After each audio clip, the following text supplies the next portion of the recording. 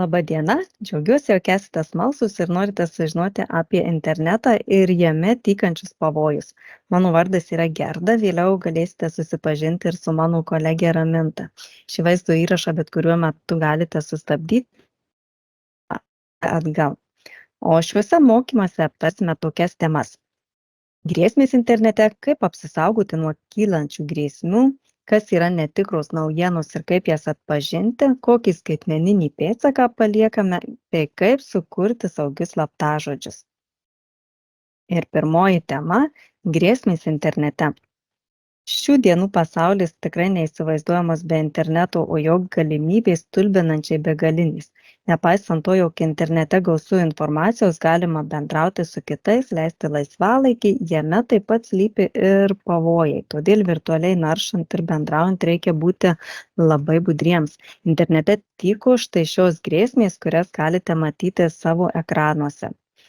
Kalbėdami apie priklausomybę, dažniausiai kalbame apie priklausomybę nuo svaigiųjų gėrimų, psichotropinių medžiagų arba azartinių žaidimų.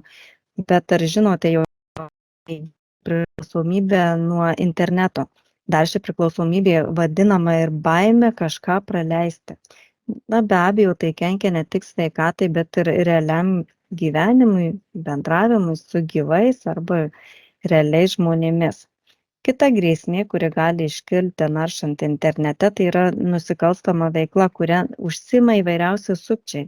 Jie gali siūlyti įsigyti neleistinų prekių, vilioti nelegaliai parsisiųsti ir žiūrėti filmus, o tuo susigundę galime į savo įrenginį parsisiųsti virusus, kurie gali pakenkti ne tik mums, bet ir kitiems.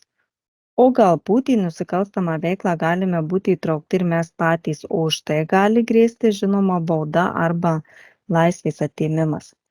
O pastaruoju metu daug kalbama apie tapatybės vagystę, kuomet sąmoningai išviliojami asmenį identifikuojantys duomenys, tokie kaip vardas, asmens kodas, banko kortelės duomenys bei daugelis kitų. Turėdami šios duomenys, sukčiai žinoma gali mūsų vardu, pavyzdžiui, gauti paskolą, pirkti įvairiausias prekes arba paslaugas. Kaip apsisaugoti nuo šių iškilusių grėsmių, skirta antroji šių mokymų tema. Ir vienintelis geras patarimas - tai turime būti labai atidūs. Jokių būdų nereikėtų skubėti atidaryti prisegtų dokumentų, jeigu juos gauname nuo nepažįstamų asmenų. Juos atpažinti galime pažvelgę į elektroninio pašto adresą. Pavyzdžius jūs galite matyti štai čia savo ekranuose kairėje pusėje. Dažniausiai tai būna raidžių ir skaičių kratiniai, nežinomi žodžiai, neperskaitomi žodžiai ir panašiai. Ypač atidžiai kuo skubiau pildyti įvairias formas ir žinoma nesusidomėti galimai laimėtų milijonų arba kelionę į šiltus kraštus. Tokiu būdu mes galime ne tik negauti milijonų arba išsvajotos kelionės, bet ir savo norus sukčiams padovanoti visus savo asmeninius duomenis. Todėl į tokias formas reikėtų žvelgti labai atsakingai. Kitas žingsnis tai yra naudojimasis ir apsipirkimas tik saugiuose interneto svetainėse. O tokią interneto svetainę galime atpažinti remiantis štai šiais bruožais, kuriuos matote ekrane. Tai yra interneto svetainės adresas, spynos simbolis ir raidė S, svetainės savininko duomenys, dokumentai apie vykdomą privatumo politiką bei autorystės ženklai. Ir apžvelgsime kiekvieną iš šių bruožų, kad jaustis itin atsargus. Klaidingai įvedę interneto svetainės adresą galime papulti į sukčių sukurtą identišką svetainę. Ir ekrane matote gerai žinomo socialinio tinklo interneto svetainę, tačiau nuo tikros interneto svetainės ją skiria žinoma adresas. Galite juos pamatyti štai čia. Šioje vietoje ir šioje vietoje. Matote, kad adresas yra labai panašus. Todėl net jeigu ir esate įsitikinę, jog įvedėte teisingą adresą, gerai įsižiūrėkite ir neskubėkite vesti prisijungimo duomenų, nes be abejo jūs juos galite padovanoti internetiniams sukčiams. Kitas saugios svetainės bruožas tai yra spyno ženklas ir S raidė. Šie ženklai rodo, jog svetainė yra apsaugota saugos sertifikatu. Dar vienas bruožas, kuris leidžia pasitikėti interneto svetainę, tai svetainės savininko informacija. Saugioje svetainėje visuomet galime rasti išsamią informaciją apie jo savininką, kuri paprastai skelbiama kontaktų skiltyje. Dažnas iš mūsų nekreipiame dėmesio į privatumo politikos dokumentus, tačiau saugioje svetainėje šie dokumentai yra privalomi. Juose pateikiama informacija apie asmens duomenų tvarkymą ir saugojimą. Saugių interneto svetainių apačioje galime rasti įvairius ženklus ar nuorodas, kam priklauso interneto svetainės autorystė. Jeigu jų neradote, galimai lankotės nesaugioje svetainėje. O dabar pažiūrėkime, kaip atpažinti saugią interneto svetainę. Interneto naršyklėje įvesime Marijampolės Petro Kriaučiūno viešosios bibliotekos interneto svetainės adresą, kuris yra marvb.lt. Paspausime Enter ir ieškosime spynos ženklo. Štai šioje vietoje viršuje, kairėje pusėje spynos ženklas rodo, jog naršome saugioje interneto svetainėje, o štai čia esanti S raidė mums taip pat sako, jog interneto svetainė yra saugi. Toliau kontaktų skiltyje, štai šioje vietoje, galime surasti svetainės savininko duomenis. Štai matome svetainės savininko adresą, elektroninio pašto adresą bei įmonės kodą. O dabar pažvelkime į privatumo politiką, kuri yra svetainės apačioje. Štai čia galite matyti privatumo politiką. Spustelėję vieną kartą galėsime perskaityti privatumo politikos dokumentus. Štai galime pamatyti, kokiais tikslais tvarkomi duomenys bibliotekoje, kokie asmeniniai duomenys yra renkami, bei kitus su privatumo politika susijusius dokumentus. Taip pat paieškokime ir autorystės ženklų, kurie yra interneto svetainės apačioje. Štai galite matyti, jog tai yra savivaldybės biudžetinė įstaiga, bei galite perskaityti ir kitus duomenis. O dabar galite sustabdyti šį vaizdo įrašą ir patys pamėginti surasti saugumo ženklus Marijampolės Petro Kriaučiūno viešosios bibliotekos interneto svetainėje marvb.lt. Adresą galite matyti užduotinėje. Jeigu jums nepavyksta rasti šių ženklų, siūlau atsisukti šį vaizdo įrašą šiek tiek atgal ir dar kartą pažiūrėti, kaip tai atlikti. Linkiu sėkmės. Štai ir išmokote apsisaugoti nuo internete tykančių grėsmių. Tikiuosi, jog nuo šiol naršydami jausitės saugiai. O dabar mano kolegė Raminta jums padės atpažinti netikras naujienas.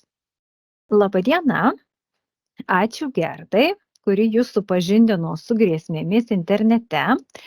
Na, o aš padėsiu jums atpažinti dar vieną interneto grėsmę, tai yra netikras naujienas. Kas yra tos netikros naujienos? Tai yra tyčinis, iš anksto apgalvotas melagingos informacijos pateikimas, prie kurios platinimo ir skleidimo didžiąja dalimi prisideda internetas. Na ir tai nėra kažkoks naujas reiškinys, tačiau šiuolaikinės visuomenės informavimo priemonės labai pasikeitė ir leidžia tokioms naujienoms sklisti daug greičiau ir daug paprasčiau negu bet kada anksčiau.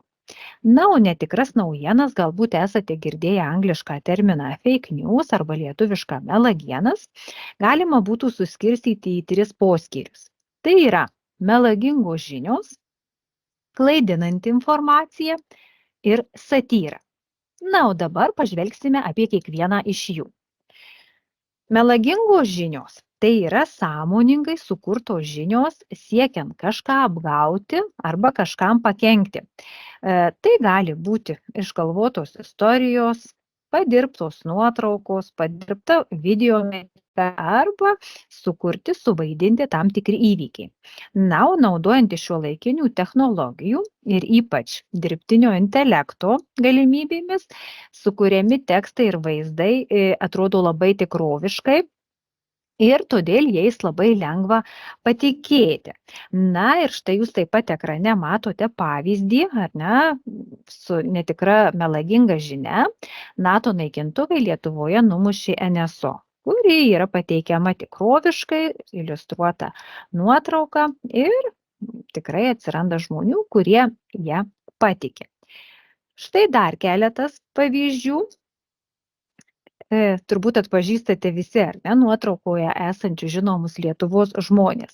Tai siekiant atkreipti didesnį žmonių dėmesį į melagingas žinias, labai dažnai naudojamos žinomų žmonių nuotraukos, štai kaip ir šiuo atveju. Visiems būna labai smalsu sužinoti, kasgi jiems iš tikrųjų nutiko. Kartais, siekiant įtikinti žmonės patikėti melagingomis naujienomis, netgi sukuriamos netikros svetainės. Ir štai ekrane jūs matote svetainę, kuri atrodo visiškai kaip gerai žinomas naujienų portalas Delfi. Ir čia parašyta štai apie žinomą dainininkę Nataliją Bunkę. Bet jeigu mes atidžiau pažiūrėsim į adreso laukelį, pamatysime, kad adresas visiškai neatitinka tikrojo Delfi adreso. Todėl visada reikia, skaitant kažkokias įdomesnės, keistesnės žinias, atkreipti dėmesį į adreso laukelį.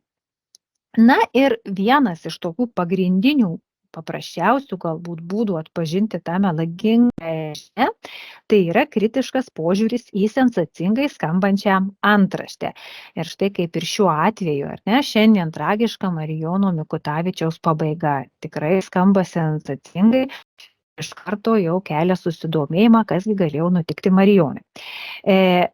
Dar norėdami įsitikinti, ar skaitote tiesą ar melą, tai reikėtų užduoti savo keletą klausimų.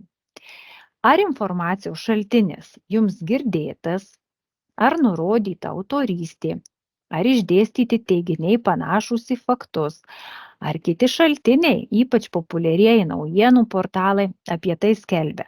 Na ir jeigu bent į vieną klausimą atsakėte ne, tai vadinasi yra didelė tikimybė, kad perskaitėte melą. Reikėtų būti budriems ir jokių būdų tokia informacija nesidalinti. Siekiant suklaidinti kuo daugiau žmonių, pasaulyje pradėjo sparčiai plisti netgi netikri vaizdo įrašai. Yra vadinami deepfake. Jeigu išvertus į lietuvių kalbą, tai reikštų gilusis padirbinys. Šie įrašai ypatingi tuo, kad vieno žmogaus veidas yra pakeičiamas kito žmogaus veidu, atkartojamas netgi balso tembras, veido mimikos ar panašiai. Ir štai galima matyti, kaip panaudojus vieną nuotrauką, uždėjus kito žmogaus atvaizdą ant tos nuotraukos, mes gauname jau šiuo atveju žinomą žmogų, Bredą Pittą. Bet reikėtų būti budriems, jeigu vaizdo įraše jums žinomas žmogus elgiasi jam nebūdingai, kalba kažkokomis keistomis temomis apie keistus dalykus, tai reikėtų tokį įrašą kritiškai ir greičiausiai tai yra melas.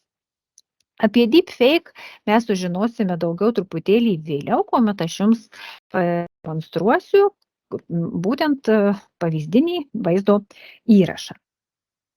Na, o kas yra klaidinanti informacija? Klaidinanti informacija tai informacija pateikiama iškraipant kontekstą. Ir kartais tokią informaciją platina asmenys patys nesuvokdami, kad platina klaidingą informaciją. Ir tų žmonių tikslas dažniausiai nėra pakenkti. Vis dėlto poveikis tokios informacijos taip pat gali būti žalingas. Ir štai jeigu pažiūrėtume pavyzdį, ekrane jūs matote ištrauką iš straipsnio, kuriame buvo paneigta klaidinanti informacija, taip. Ir šiuo atveju straipsnio žurnalistas, rašydamas apie Žuvinto biosferos rezervatą, nepatikrino tam tikrų faktų, nepatikrino galiojančių įstatymų ir pateikė klaidingą informaciją. Ir visuomenę pasiekė netiksli, klaidinga informacija. Na ir dar vienas būdas plisti netikroms naujienoms, tai yra satyra. Dabar satyra remiasi naujausiomis, aktualiausiomis žiniomis ir yra pateikiama naudojant humoro žanrą. Dažnai taip pateikiama informacija nėra tiksli, iškraipoma, tačiau vis tiek dalis visuomenės ją patiki ir priima kaip tiesą. Ir šiuo atveju turbūt geriausias būtų pavyzdys, tai visiems gerai žinomos dviračio žinios.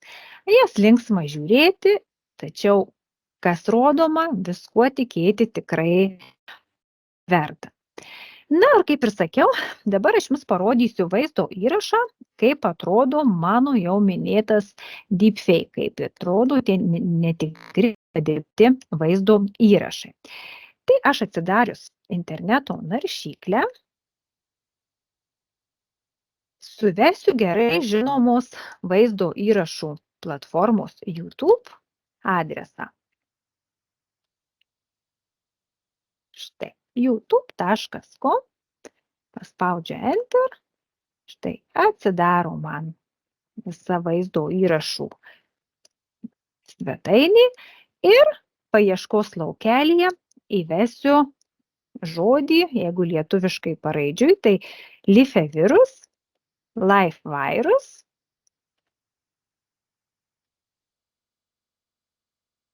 Ir paspausiu ieškoti. Štai, atsidarius paieškai, paspausiu štai ant teksto, kuris atitinka mano paiešką, LifeVirus. Ir čia mane nukreipė tiesiai į kanalą, kuriame yra daug netikrų padirbtų vaizdo įrašų. Ir štai atsidarius, jeigu paspaudu šičia vaizdo įrašai, mes matysime visus čia esančius vaizdo įrašus. Jūs po to galėsit pabandyti patys, tačiau dabar visi kartu pažiūrėkime štai, kaip atrodo netikros, sufabrikuotos ar ne žinios. Labas vakaras, apie tai, kas svarbiausia per šią dieną įvyko Lietuvoje ir pasaulyje, netrukus jums praneš Panorama. Kviečiame žiūrėti. Labas vakaras, nauja savaitė ir pirmadienio žinios jūsų dėmesiu. 6:30 ir čia pirmadienio LNK žinios. Labas vakaras, kviečiame žiūrėti antradienio Panoramą. Antradienio žinioms, ačiū, kad žiūrite. Ačiū, kad renkatės mūsų kanalą. Pagrindinės. Na štai, pamatėme, kaip žinių vedėjai paprastai gali virsti Salvadoro Dali. Na, o toliau pereisime prie pratybų skirtų jums.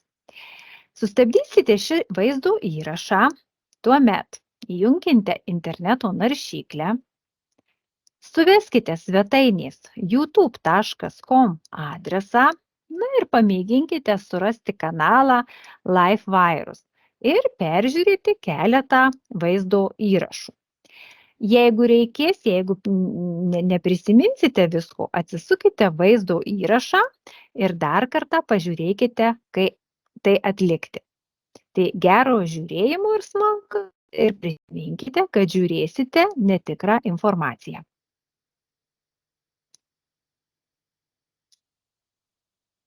Na, tikiuosi, kad jums pavyko keletą peržiūrėti, galbūt kažkai kurių smagiai pasijuokėt. Na, o dabar aš vėl perleidžiu žodį Gerdai, kuri papasakos, kokį skaitmeninį pėdsaką mes paliekame internete. Ačiū, Raminta, už suteiktas tikrai vertingas žinias. Taigi, kas yra tas skaitmeninis pėdsakas? Vaikštinėdami, pavyzdžiui, miške kiekvienas paliekame pėdsakus, kuriuos aiškiai galime matyti tiek patys, tiek žinoma paskui mus einantys kiti asmenys. Bet naršydami internete taip pat paliekame pėdsakus. Tiesa, šie pėdsakai šiek tiek skiriasi nuo tų, kuriuos paliekame miške. Taigi skaitmeninį pėdsaką apibūdinti galima kaip bet kokį veiksmą virtualioje aplinkoje. Tai yra viskas, ką apie mus gali prisiminti internetas. O internetas apie mus prisimena daug ką. Štai čia galite internete matyti, ką būtent internetas gali prisiminti apie mus. Tai yra, kokius puslapius naršome, kokius žaidimus žaidžiame, kokias nuotraukas viešiname, ką rašome ir siunčiame kitiems, žinoma, komentarus, kuriuos rašome, prisimena internetas ir daugelį kitų mūsų veiksmų, kuriuos atliekame, kaip ir minėjau, virtualioje erdvėje. Itin atsakingai reikėtų elgtis socialiniuose tinkluose, nes labai greitai galima įsivelti į, žinoma, nereikalingus ginčius ar tapti pajuokų objektu. Tai vėliau gali pakenkti mūsų reputacijai ir štai savo ekrane galite pamatyti viename socialinėme tinkle paskelbto straipsnių apie Gitano Nausėdos dalyvavimą tinklinių varžybose ir štai čia dešinėje pusėje matote, kokių gi komentarų susilaukė šis įrašas. Sekančioje skaidrėje taip pat galite pamatyti, kokių komentarų susilaukia įvairiausi pranešimai socialiniuose tinkluose. Be abejo, labai atidžiai reikėtų skelbti ir savo fotografijas. Kaipgi palikti šiuos mūsų pėdsakus kuo švaresnius? Visuomet reikėtų prisiminti, kad internetu naudojasi gyvi žmonės ir reikia gerbti jų pažiūras, jausmus bei įsitikinimus ir internete reikėtų elgtis taip, kaip norime, jog su mumis elgtųsi ir realybėje. Noriu pabrėžti, jog egzistuoja tinklo etiketas, kurio principas yra prieš paskelbiant komentarą arba būsenos atnaujinimą ar vaizdą internete reikėtų paklausti savęs, ar būtų jauku dalytis tuo pačiu dalyku su kitais susitikus akis į akį.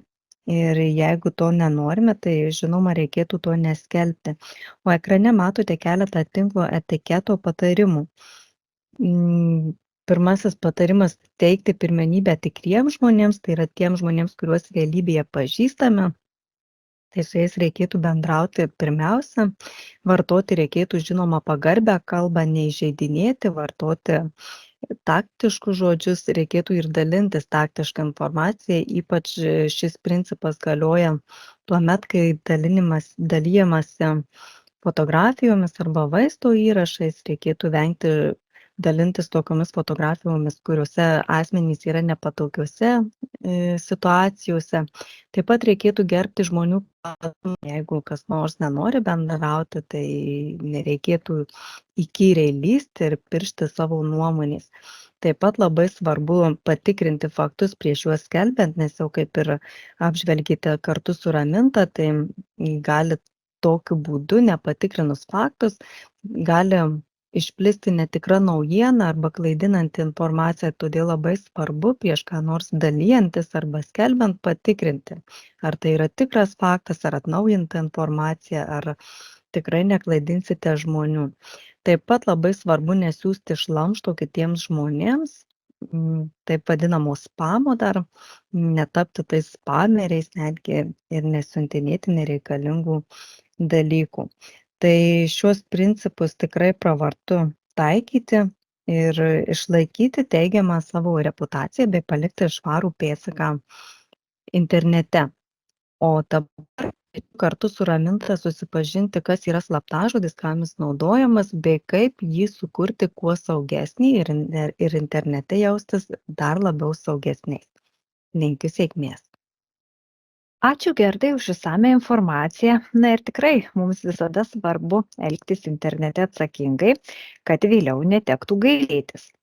Na, o šių mokymų metu jau aptarėme nemažai dalykų susijusių su grėsmėmis internete ir kaip jų išvengti, bet dar vienas dalykas leidžiantis apsaugoti savo duomenis virtualioje erdvėje, tai yra slaptažodis. Paprastai tariant, slaptažodis tai tik jums vieniems žinoma simbolių, raidžių ar skaitmenų seka, naudojama jūsų tapatybei patvirtinti, jungiantis prie įvairių paskyrų internete, atrakinant kompiuterį ar kitą įrenginį ar failą. Na ir saugaus slaptažodžių pasirinkimas tai yra būtinas žingsnis internetinėje erdvėje. Siekiate apsaugoti savo asmeninius duomenis, dokumentus, nuotraukas ar panašiai. Kaip ir minėjau anksčiau Gerda, kalbėdama apie nusikalstamą veiklą, lengvai prieinami duomenys tai yra tai, ko tik ir laukia nusikaltėliai. Tačiau, jeigu mes juos apsaugosime sudėtingų slaptažodžių, juos pasiekti bus tikrai daug sunkiau net ir apsukriausiems nusikaltėliams ar programišiams. Na ir dabar aptarsime, ko reikia, kad sukurtume sudėtingą ir sunkiai atspėjamą slaptažodį. Yra štai keletas tokių pagrindinių rekomendacijų. Slaptažodį turi sudaryti ne mažiau kaip 8 ženklai. Gali būti jų daugiau, bet ne mažiau kaip 8. Jame turėtų būti bent viena didžioji ir bent viena mažoji raidė iš lotyniškos arba kirilicos abėcėlės. Taip pat turėtų būti bent vienas skaičius, bent vienas kažkoks kitas simbolis, toks kaip taškas, pliusas, žvaigždutė, klaustukas ar panašiai, bei jokių būdų neturėtų būti tarpų. Ir galbūt jau jūs esate pastebėję, kad jeigu keičiate ar nustatote slaptažodį iš naujo, tai dauguma paskyrų neleidžia dar kartą naudoti prieš tai jau buvusio slaptažodžio. Yra siekiama, kad slaptažodžiai būtų kuriami nauji. Vis dėlto viso to neužtenka, kad mūsų slaptažodis būtų tikrai saugus. Na ir netgi atlikdami anksčiau išvardintus reikalavimus, mes dažnai pasirenkame lengviausią kelią ir sugalvojame slaptažodį, kurį tikrai lengva atspėti kitiems. Todėl labai svarbu, kuriant slaptažodį, atkreipti dėmesį į dar keletą dalykų. Nenaudokite to paties slaptažodžio labai ilgą laiką, nes tikrai tuomet išauga rizika, kad gal ir netyčia ar tyčia jį sužinojo treti asmenys. Jokiu būdu slaptažodyje nenaudokite su jumis susijusios informacijos. Tai tokios kaip vardas, pavardė, galbūt vaikų vardai, gimimo datos, adresas, na ir panašiai. Taip pat nesudarinėkite slaptažodžių iš nuosekliai einančių skaičių ar raidžių, tarkim 1, 2, 3, 4, 5, A, B, C, D, arba nenaudokite klaviatūros šablonų. Štai čia tokių kaip Z, X, C, V, B, kaip ekrane matote, ir jeigu pažvelgsite į savo kompiuterio klaviatūrą, pamatysite, kad šios raidės eina viena šalia kitos. Visada vesdami slaptažodžius įsitikinkite, ar niekas jūsų nestebi. Ir sakykite slaptažodžių garsiai, ypač girdint kitiems asmenims. Nesiųskite slaptažodžių elektroniniu paštu ar telefonu, SMS žinutėmis, kaip dabar dažnai to prašo sukčiai siekiantys išvilioti iš žmonių pinigus.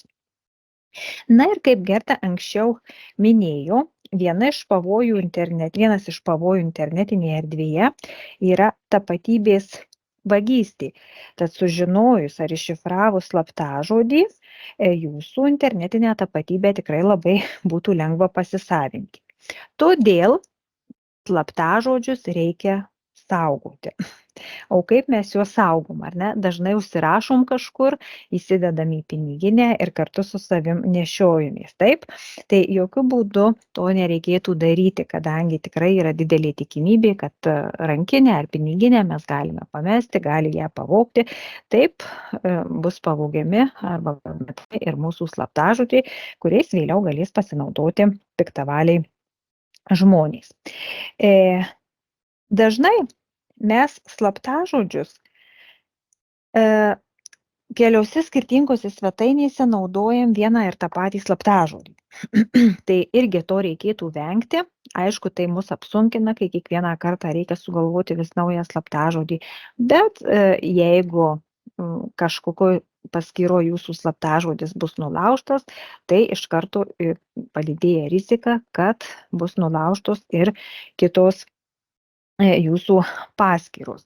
Taip pat slaptažodžius, kaip jau ir minėjau anksčiau, nuolat atnaujinkite. Nenaudokite slaptažodžio labai ilgą laiką. Na ir vienas iš tokių svarbiausių dalykų, visada baigę darbą paskyroje ar programoje, nepamirškite atsijungti, kad jūsų duomenų nesužinotų kiti asmenys atsisėdę netyčia ar tyčia prie jūsų kompiuterio. Na, o dabar ekrane jūs matote pačius populiariausius Lietuvoje slaptažodžius. Čia jų yra surašyta keletas, net jie išrinkti programuotojų iš tam tikrų svetainių. Ir jeigu jau jūs ekrane matote savo slaptažodį, tai yra ženklas, kad jį reikia kuo greičiau pasikeisti. Ar ne? Ir štai galima pamatyti, kad mano minėtas skaičių derinys 1, 2, 3, 4, 5, 6 ar ne pirmoji vietoj. Tada labai dažnai mėgiamas slaptažodis yra tiesiog žodis slaptažodis. Na ir čia matote kitus. Ir programišiai nuolat bando iššifruoti įvairius slaptažodžius. Ir kartais tam jiems užtenka vos 1 sekundės, kartais gali prireikti netgi 1 metų. Ir visa tai priklauso tikrai nuo jūsų slaptažodžio stiprumo. Kaip pažiūrėti, ar mano slaptažodis stiprus, aš jums tuoj pademonstruosiu ekrane. Google paieškos langelyje aš įvesiu frazę, kiek saugus mano slaptažodis. Na ir štai paieškos rezultatuose išmetė pačią pirmą svetainę ir jos paspaudus, štai aš matau laukelį, kur galima įrašyti savo slaptažodį ir pasitikrinti jo saugumą. Aš įvesiu vieną iš populiaresnių slaptažodžių, tai yra 1, 2, 3, 4, 5, 6. Pažiūrėsiu, ar tikrai tokį įvedžiau. Na ir štai man viskas parašyta, kad šis slaptažodis yra tikrai labai silpnas, laikas, per kurį jį galima nulaužti, tai yra mažiau nei sekundė. Na ir šitas slaptažodis buvo atskleistas net 42 milijonus kartų. Jeigu aš įvesiu slaptažodį, tarkim, na 0, ma 5, taip, matote, jau šitas slaptažodis, nors ir silpnas, laikas, per kurį jį galima nulaužti, jau pailgėja iki 2 minučių. Na, o jeigu dar prie to aš pridėčiau, tarkim, simbolį kažkokį, ar ne, dar įterpčiau kokią didžiąją raidę, taip, dar įvesčiau vieną skaičių, dar kažkokį simbolį, ar ne, ir jau galima matyti, kad tokį slaptažodį nulaužti reikėtų 12 dienų ir jos stiprumas yra vidutinis. Taigi jūs taip pat galėsite namie pasibandyti, pasižiūrėti,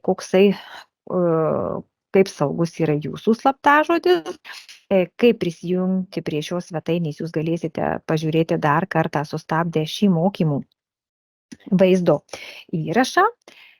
Na, o dabar sugrįžkime į mūsų mokymus ir galime pamatyti, kad mes šių mokymų metu išnagrinėjome tikrai tokias aktualias temas, kaip grėsmės internete, kaip apsisaugoti nuo jų, susipažinome, kas yra netikros naujienos, kaip reikia elgtis internete, kad paliktume tokį skaitmeninį pėdsaką, dėl kurio vėliau nereikėtų gailėtis. Na ir paskutinė tema, kaip susikurti tą stiprų, gerą slaptažodį. Taigi mes su Gerda dėkojame, kad išklausėte šiuos mokymus. Labai tikimės, kad įgytos žinios jums padės išvengti grėsmių internete. O jeigu norite įgyti dar daugiau žinių, daugiau informacijos, tai kviečiame užsukti į Marijampolės Petro Kriaučiūno viešąją biblioteką, kur jums mielai padės ir jūs pamokys bibliotekos darbuotojai. Sėkmės ir būkite saugūs.